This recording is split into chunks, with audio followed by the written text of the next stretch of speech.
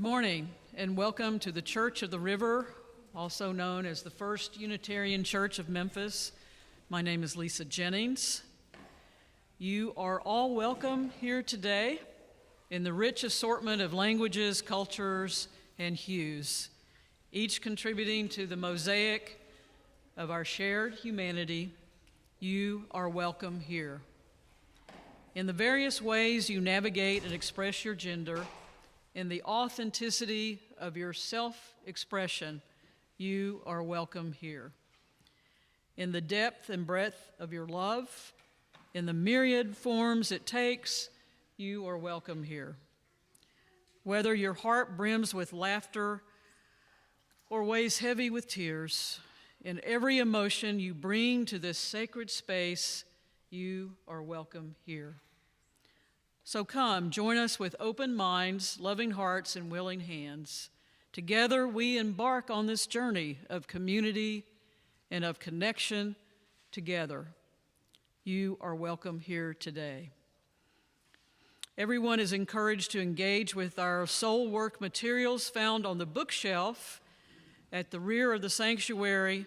Many folks of all ages find that busy hands make for a calm body and a focused mind.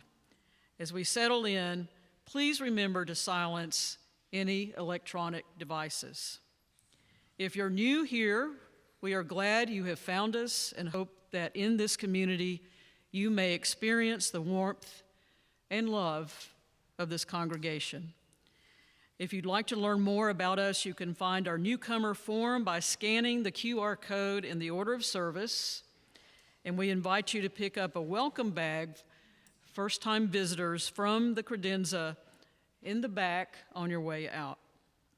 Please take note of the announcements printed in your order of service, and you can also scan the QR code to see the full list of announcements in this week's newsletter. And finally, you are invited to fill out the blue joys and sorrows slips in the baskets on your pews and drop them in the offering baskets as passed across the aisle. So if there are baskets at the end of the pews, those of you with baskets perhaps can pass those along your pews so that people can get a slip or any other materials out of those baskets. Just a reminder, it's time to make a recommendation to our board for the ministerial search team. Scan the QR code in the order of services. All the submissions will be kept confidential, and the board will be submitting their nominees at the May 3rd congregational meeting.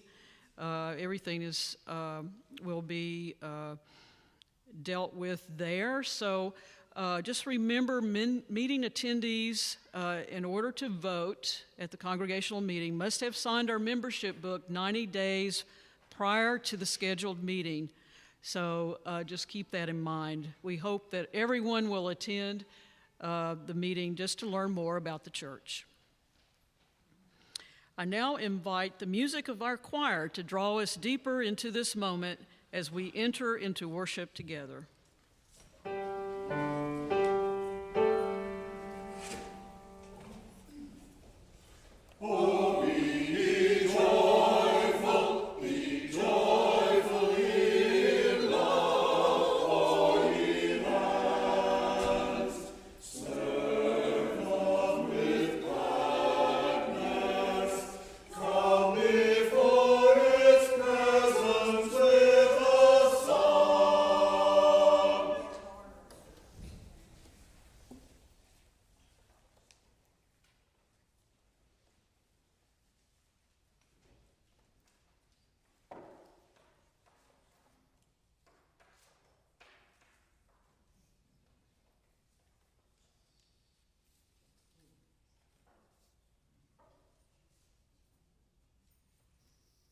Good morning,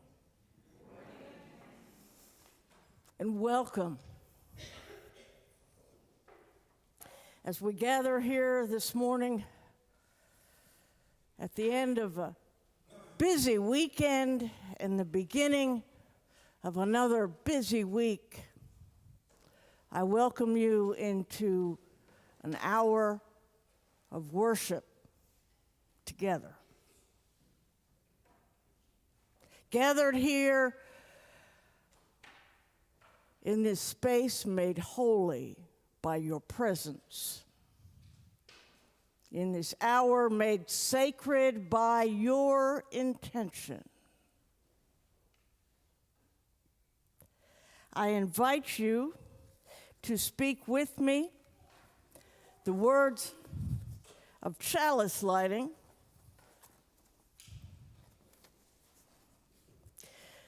We light this chalice for the challenge of freedom, the goal of equality, and the warmth of community. May all who gather here offer and find blessings, acceptance, loving kindness, and a grateful heart.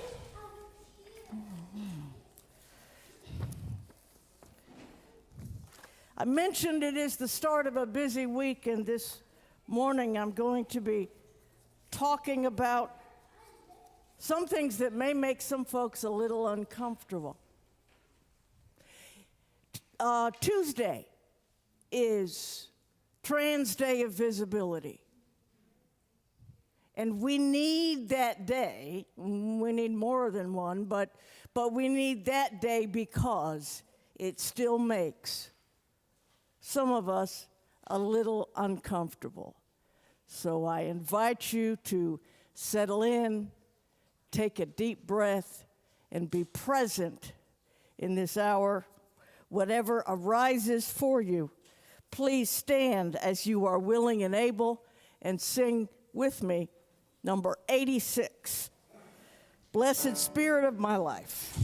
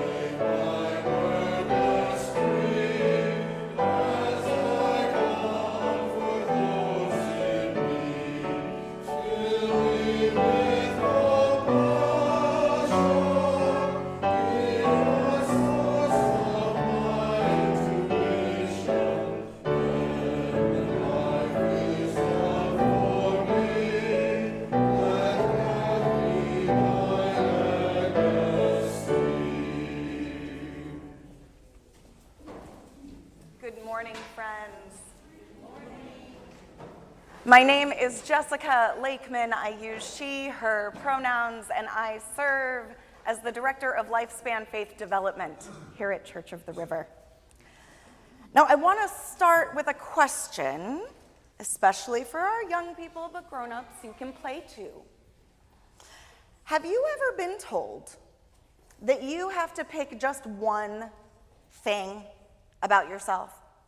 Like, has anyone ever said, are you quiet or are you loud? Or are you sporty or are you artsy? Or maybe, do you like sweet or do you like salty? Does that ever happen? Sometimes? Yeah. Here's what I've noticed, though. Most of us aren't just one thing. I mean, I'm not. I know my tastes are all over the place. I like all the contradicting things that go right across from each other. It makes no sense. I work here and I'm a mom. Those things, yeah, right? All of these things are true at the same time. You might be shy in a big group and super silly when you're with your friends. Yeah. Yeah, I do remember that. You might love climbing trees and also reading books. Yeah. We are all made up of lots of beautiful, different parts. So I brought something with me today. We're going to do a little bit of I need a couple people to play with me. So this tub, okay, I see you. Sit down, hang on, I see you. So this box of colored pencils, tons of colors in here, like the whole rainbow, right? You want them all fair. I do too. So here's the thing. All right, I need help, y'all. All right, if y'all were gonna draw a picture, which color would you pick, red or blue? Red. Pink, actually. What? No, red or blue, though? Blue. Miriam, red or blue? You never said dark blue. Okay. Yeah, you never said navy blue. It's blue. That's okay. There's different colors of blue, but it's still blue. You never said navy.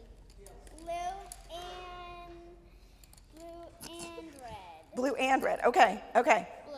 All right. Ava, you got red. Okay. All right. How about y'all over here?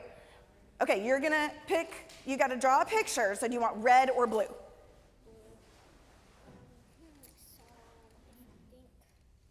Okay, we got some blues over here. We got some reds. Orange, Miriam, red or blue are your choices. Okay, red or blue. You want orange. Hang on a second, y'all.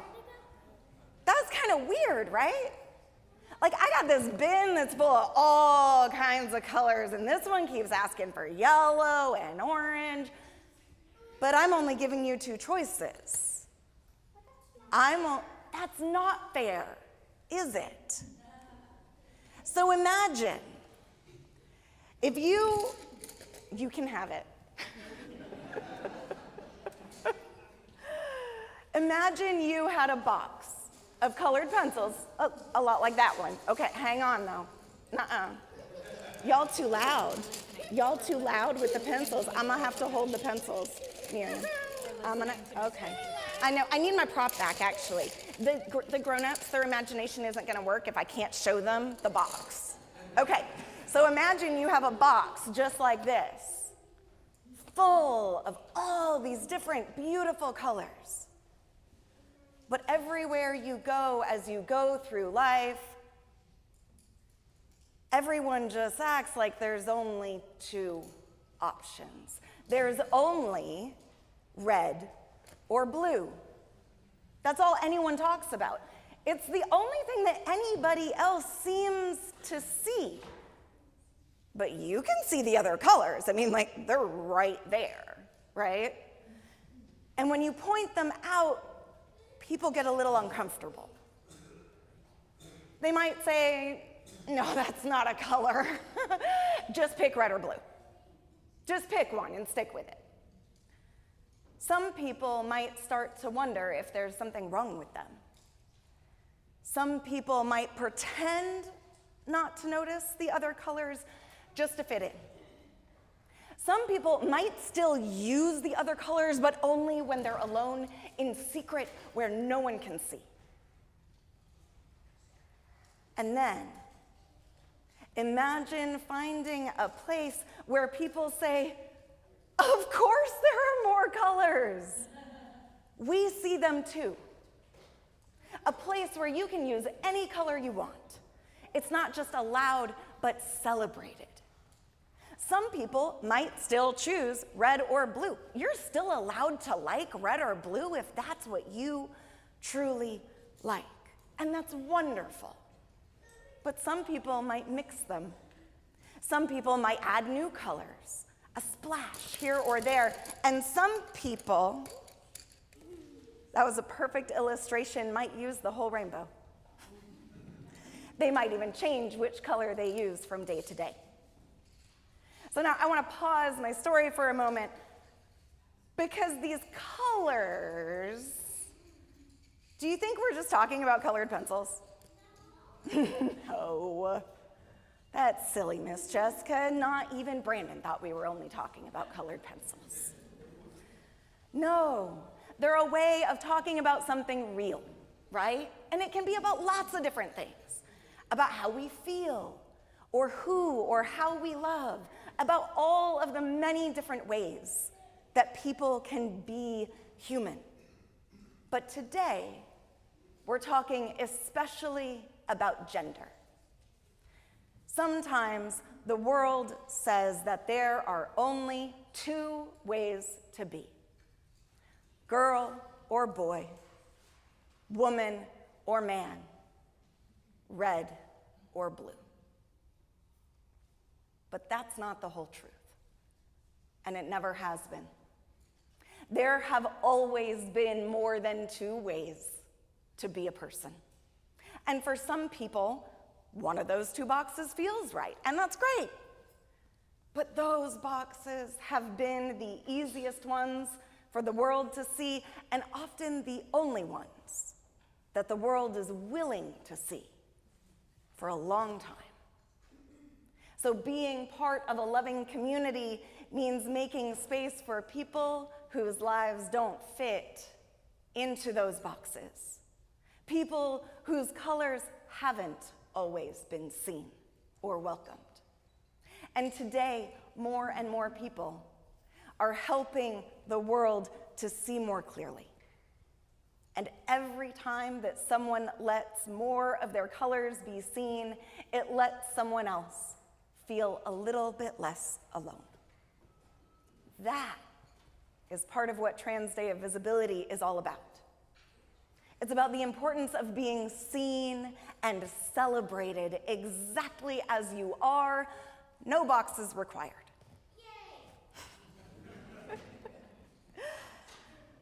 It's a day when we honor people who say, the boxes I was given don't tell the whole story. And instead of shrinking themselves, they find ways, big and small, to live more fully into their own colors. And that takes courage. In my life, I have learned how vitally important it is to be in spaces where people can show up as their full selves.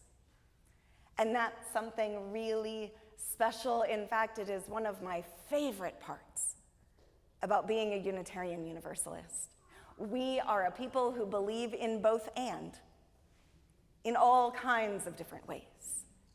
We believe that there is more than one way to be a person, and that you don't have to fit into somebody else's box in order to belong here.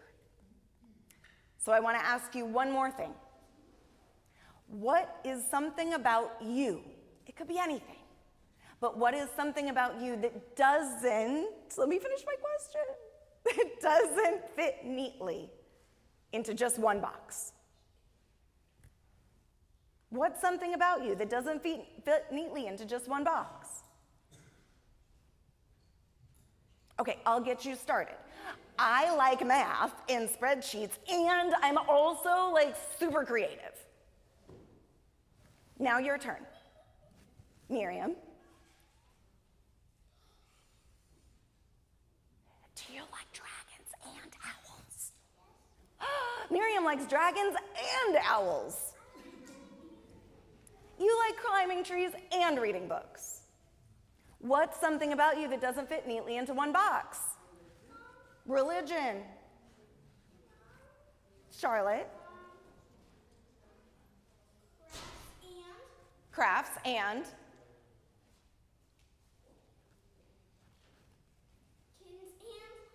kittens and spooky things. Do you like spooky things? Yeah, Charlotte has a great one. She likes super cute and super spooky at the same time. Okay, last one. Miriam. Math. And crafts. And spooky things. Yes, and cute things. And those parts of you, whether you shared them out loud or kept them in your heart, they're not wrong. They are part of what makes you beautifully and uniquely you. And in this community, we don't just make room for that, we celebrate it. So be you. Forget the boxes. Leave them at the door. We welcome all of who you are. So now, grown-ups, if you will join me in blessing our young people before we send them out to their activities, and kiddos, we're gonna meet in the orange room. Grown-ups, if you'll raise your blessing hands in the air and repeat after me. You are beloved. You are beloved. You are sacred. You are sacred. You are powerful. You are powerful. Go in peace. Go in peace.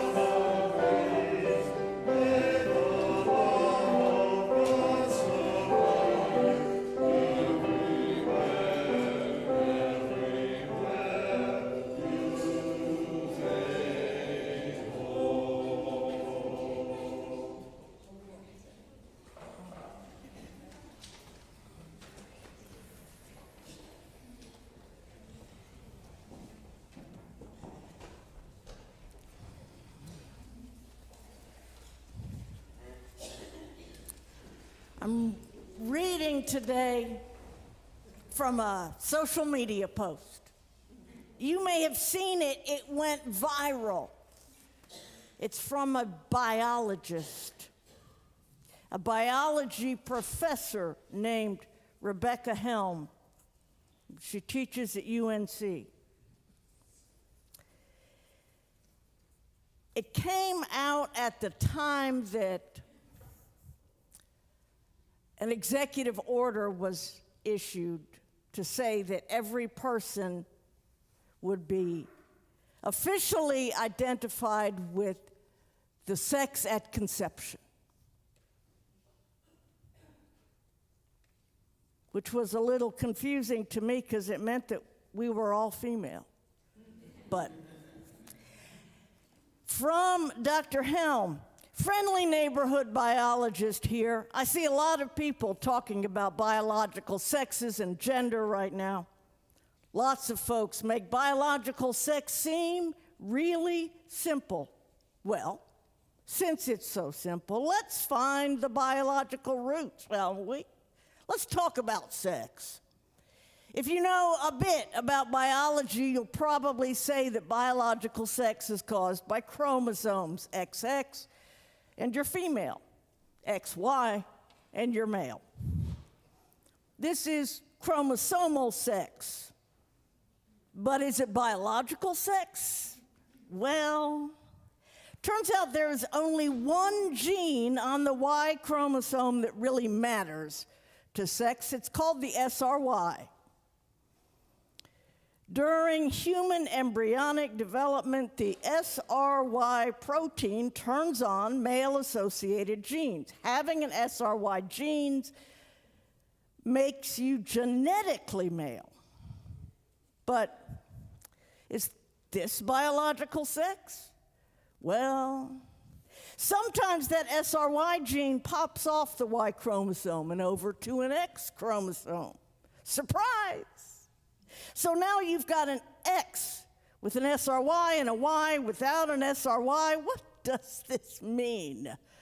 A Y with no SR. Y means physically you're female. Chromosomally you're male.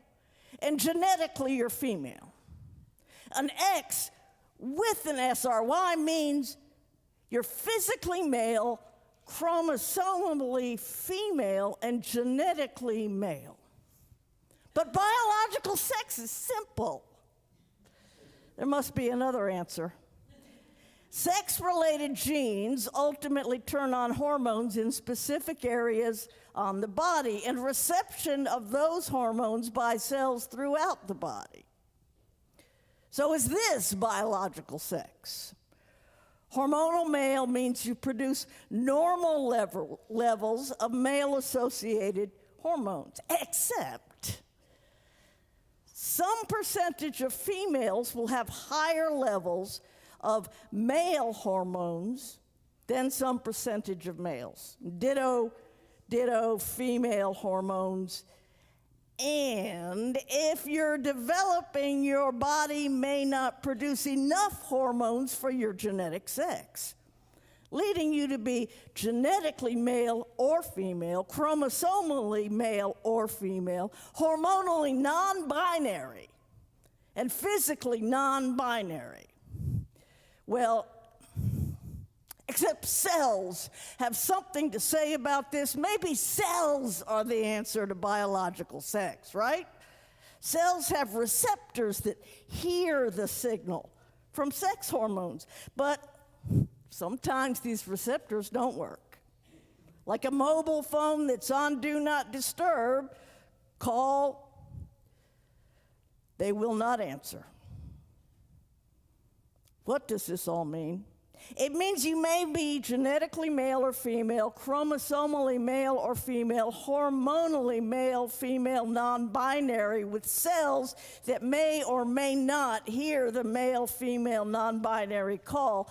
All this leading to a body that can be male, non-binary, female. Try out some combinations for yourself. Notice how confusing it gets.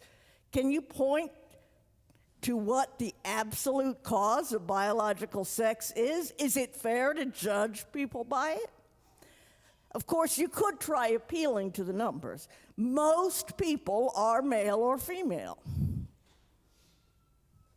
Except, as a biologist and professor, I will tell you, the reason I don't have my students look at their own chromosome in class is because people could learn that their chromosomal sex doesn't match their physical sex.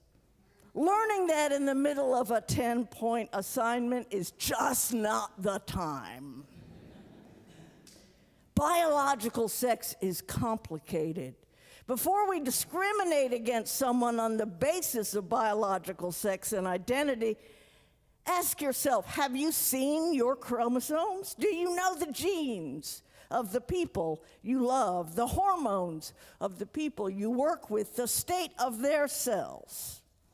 Since the answer will obviously be no, please be kind.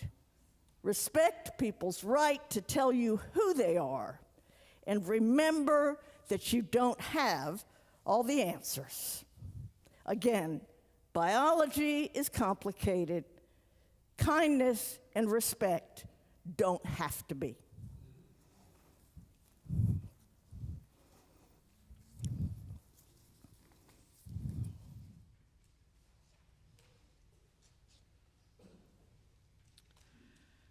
We now take an offering that allows us to exercise that all-important generosity of spirit and to support this church in its many ministries. Donations may be made by scanning the QR code printed in your order of service. The gifts of the congregation will now be most gratefully given and received.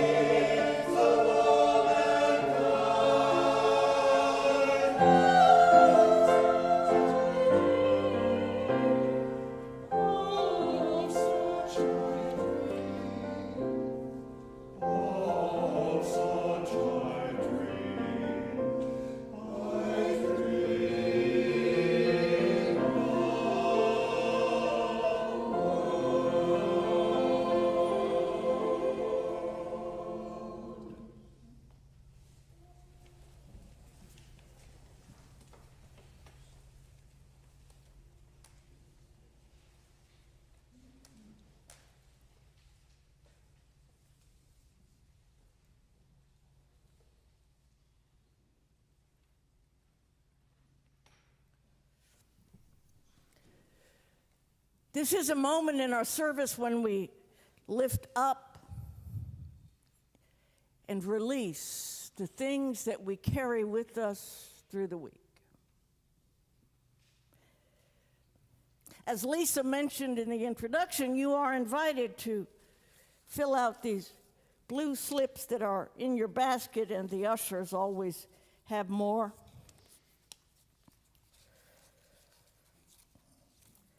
We mark this ritual by taking a stone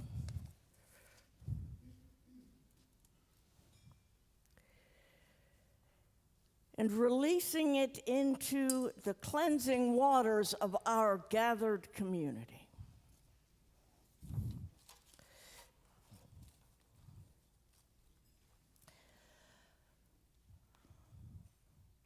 This morning, Lebanon is on my heart.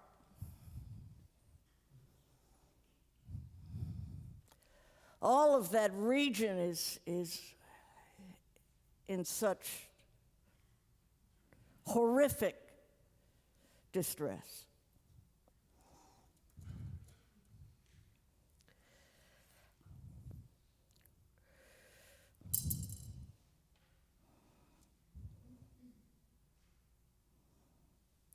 I'm grateful for the visit and program of the Tuskegee Airmen yesterday afternoon, and grateful for a few folks from our congregation who turned up and helped out and enjoyed a meaningful event.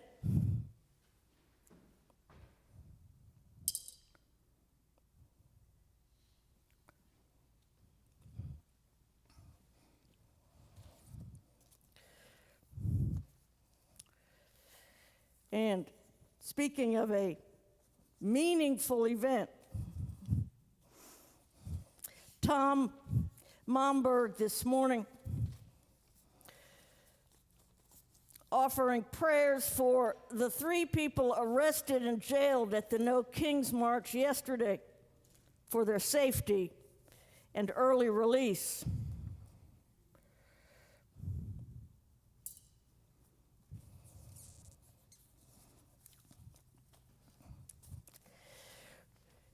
Courtney Staub, thankful for Melzar, who greets me with joy and affection.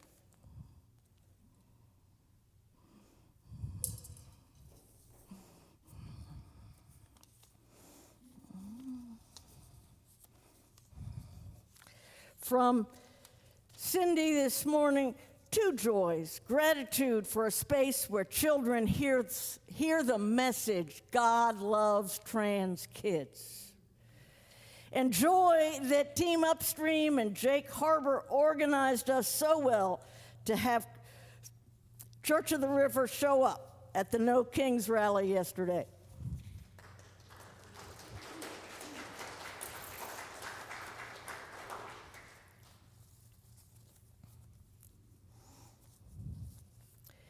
And a member asked for hope and prayers during an exciting yet uncertain time.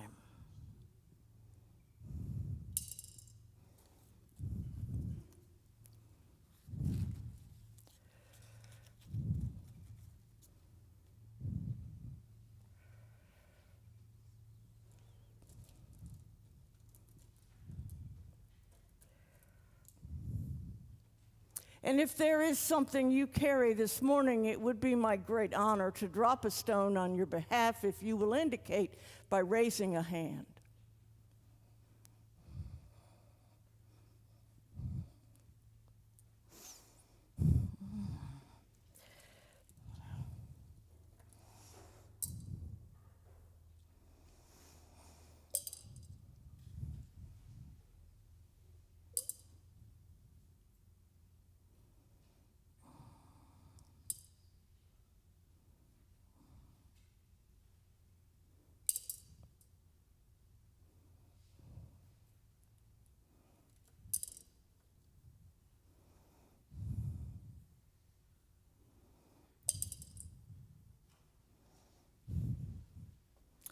Please join me, if you would, in an attitude of prayer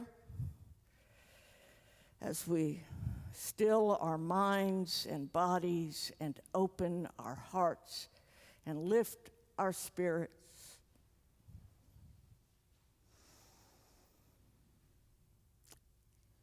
That everyone would have a space of liberation where they may be seen and loved as they are. That everyone would have a space of safety, that they can close their eyes and rest without fear. That everyone might have a space of abundance, that they may never worry for shelter or food or basic necessities. And please God, that the world may know peace, that we may find a way to stop our violence, that we may come to recognize that all of us are bound together with more space than matter, breathing the same air, circulating the same water through centuries and millennia, that love might transform our hearts, our minds, and our nations. Amen. Please join me in singing our response number 123 in the gray hymnal, Spirit of Life.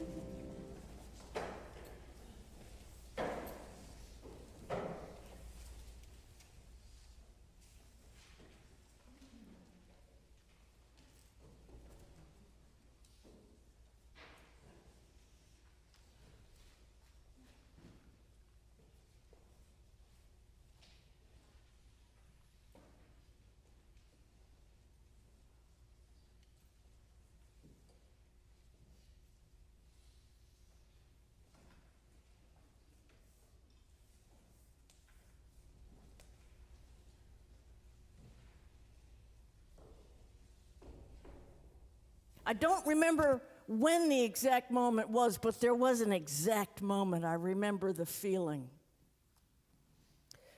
I wasn't yet in the process of preparing for ministry, but I was active in the UU church. I had been engaged in an argument with the senior minister there. We can do that, you know. I mean, it wasn't really an argument. It was just a difference of opinion, and I like to engage these things. They help us expand. I don't think he was used to that. He was the president of the Association of Ministers of Large Congregations, but it was okay. He was gracious, and the disagreement was around the idea of good and evil. And that night, it struck me like a bolt of lightning. I think the difference between God and human beings is that God doesn't need dichotomy. It seemed to me that the real answer to most important questions was not yes or no, but both in some way. But I struggle to express this because we don't have a word for that. Yes and no. Not maybe, but both.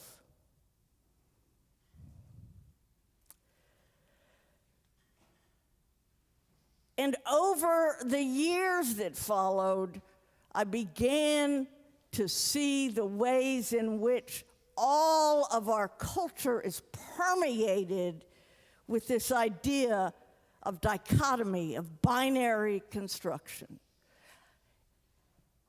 And it is so pervasive, I really think it must be in our brains. It must be something that we have a need for to feel safe or comfortable. But it's a lie. It's always a lie. Now, excuse me.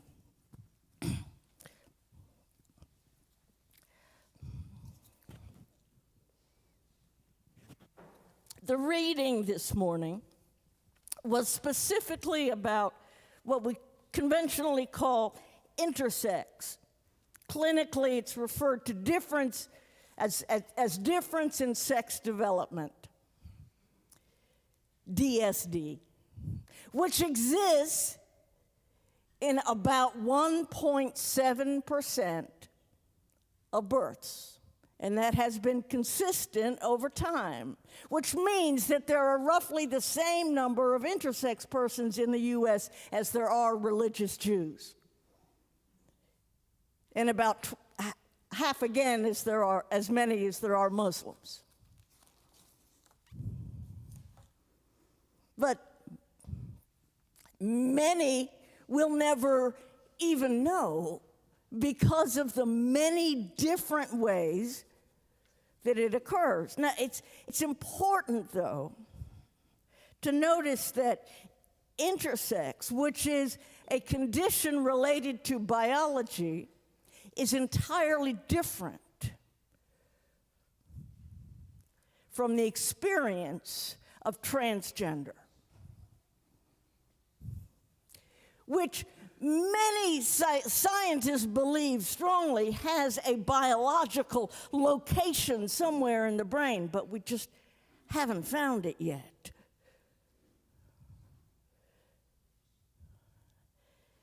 It's reasonable to assume, I think, that differences in sex development have existed for as long as humans have existed, and I believe, indeed I have no doubt, that transgender experience has as well. There have been great efforts made to erase the presence of gender transgression in history, but it hasn't been entirely successful. There is historical evidence of a Roman emperor in the 3rd century, which is about the time that much of Christian scripture was being recorded, who sought medical assistance in modifying their genitalia from male to female.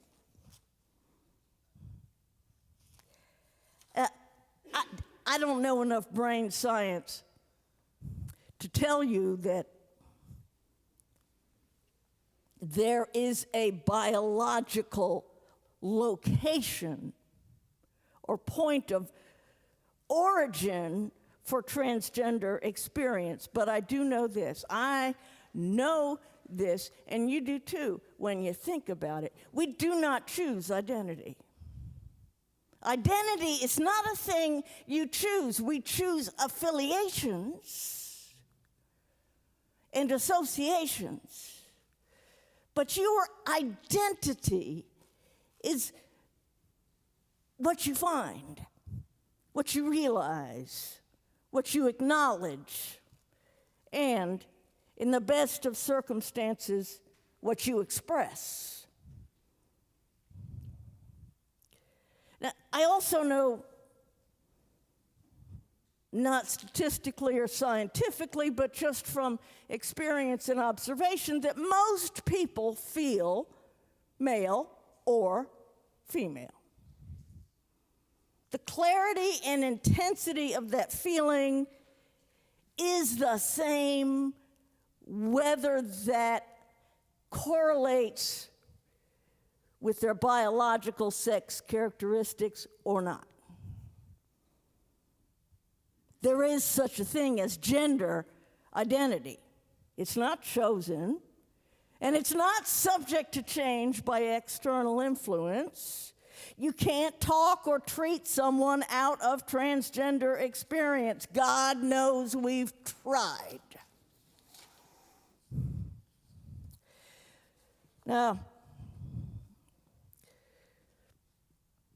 I've known trans women who appeared more feminine than the general population of men, and I've also known trans women with the size and shape as male presenting as any NFL defensive lineman.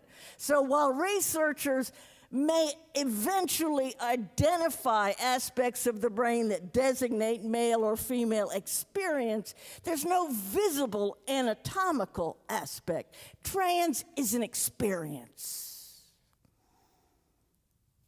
And there are also those who have never identified comfortably with either option. The notion of binary gender, of identifying with one sex or the other, honestly, never made sense to me. I don't get it. It's not that I reject it. I recognize that it is real for the vast majority of human beings. But even as a young child, I realized I couldn't understand what people meant when they talked about gender. It was as though everyone else knew something that I didn't. But she didn't learn it. I mean, it wasn't taught to them. So I couldn't get someone to teach it to me. They just knew it in the same way that they knew how to see with their eyes and hear with their ears. It was built in, and somehow I was left out. I was in my 40s before I even had a word for it. And that it wasn't just me. Non-binary is a thing.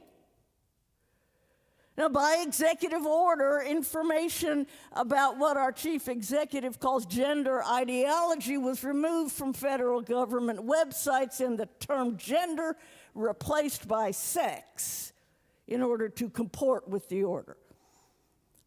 The Bureau of Prisons stopped reporting the number of transgender incarcerated people. The Centers for Disease Control and Prevention removed lessons on building supportive school environments. The problem is that executive orders can't make us go away. History should have taught us by now that defining human in a way that leaves some people out ultimately never works.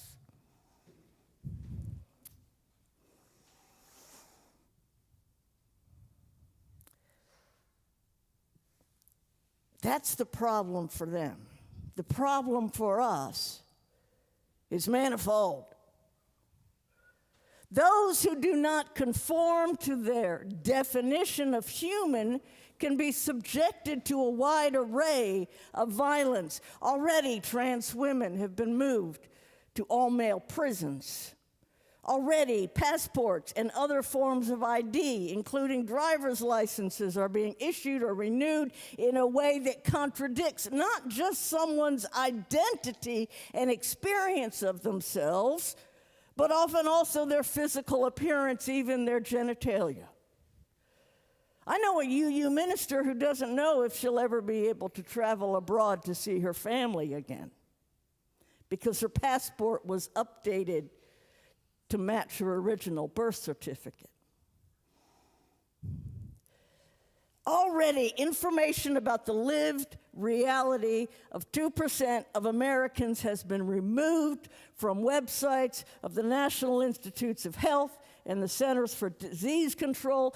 Already, calling a student by their right name or allowing a student to speak openly about their own life has been criminalized in some jurisdictions.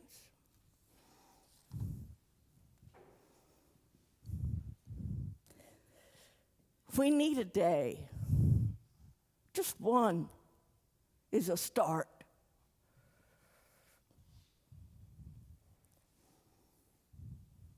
There is good news, though. Honest. There is good news. As much as it feels as though the arc of the moral universe is bending the wrong way, moving in the opposite direction from justice, that is only what the reactionary forces would have you believe. We are in a time of backlash, but most people today actually know better. This will not stand. I've never been more sure of anything. It will progress, that is to say, it will get worse, perhaps much worse. And yes, people, especially young people, will lose their life as a result. But it will not stand, because once people see what is true, it will not be unseen. It will not stand provided that we stand. That we as Unitarian Universalists join with allies to actively, deliberately, vociferously tear it down. We cannot rest. Just as corrupt religious structures have been used as a tool or a weapon to advance hatred and division, true and authentic religion of whatever variety, religion that welcomes the questions and conscientiously seeks truth, is a powerful tool of resistance. Unitarian Universalist tradition is peculiar in its understanding of God, that God may be a named, extant, conscious being, or maybe force of nature, or maybe something else. For me, when I use the word, I'm not thinking of a person or a consciousness. For me, love is not an attribute of God, but a synonym. And it's real. Love, not like a warm feeling, but love like the actions of those who refuse to allow violence and suffering to persist unchallenged. Love that says, maybe I like you, and maybe I can't stand you, and maybe most of the time we work at cross purposes, but I recognize and embrace your humanness. And because of our shared humanness, I will do all that I can to ensure your safety and well-being. We will speak up. We will speak truth even when it feels unwelcome, even when it feels unsafe. We will seek truth even when it feels like we already know everything we need to know. I want to recognize, too, that this is a time of great opportunity for Unitarian Universalists, a time that our movement becomes embodied, visible, alive in a new way. You know, there are folks, excuse me.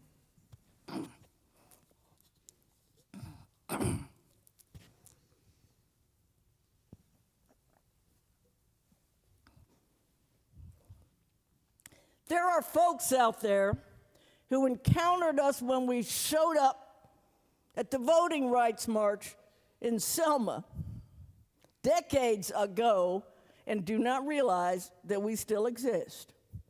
Those folks and their children and their grandchildren need us now.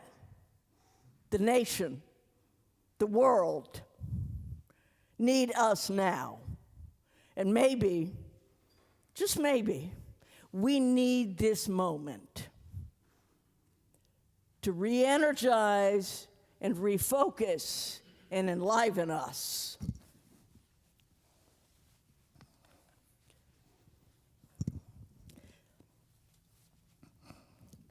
I don't know what comes next. Every time I think I know what's around the corner, I am startled and horrified. But I do know that you, each of you, no matter your place or activity in life, every one of us has a part to play in these days. I also know that love changes lives. Not just individual lives, not just the lives of families, but love can and must impact the life of this nation.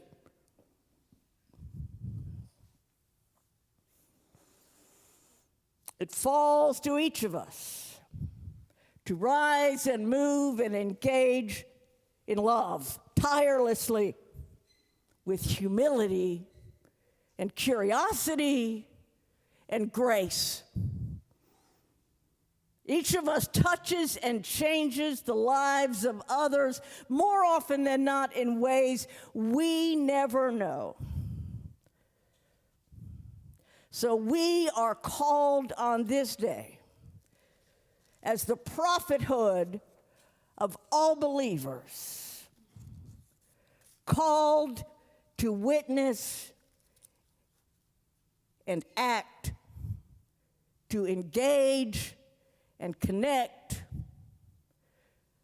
to live and sacrifice in the power of transforming love. May it now and ever be so. Please, if you will, rise and join me in singing number 140. Hail the glorious Golden City.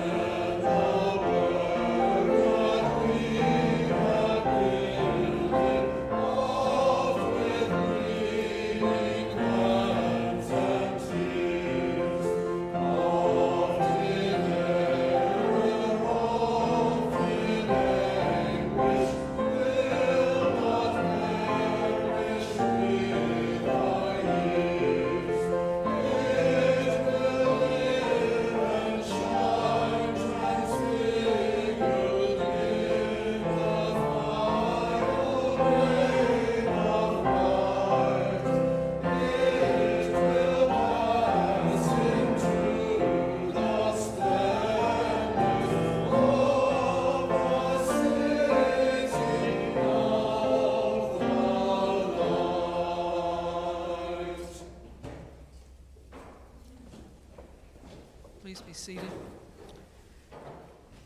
Let us join together, spoken in unison, the extinguishing of the chalice. As we extinguish this flame, may the spirit of freedom guide our actions. May equality be our constant pursuit, and may the bonds of community remain strong. May we carry the blessings of acceptance, loving kindness, and a grateful heart with us, that we may offer them to a bruised and hurting world.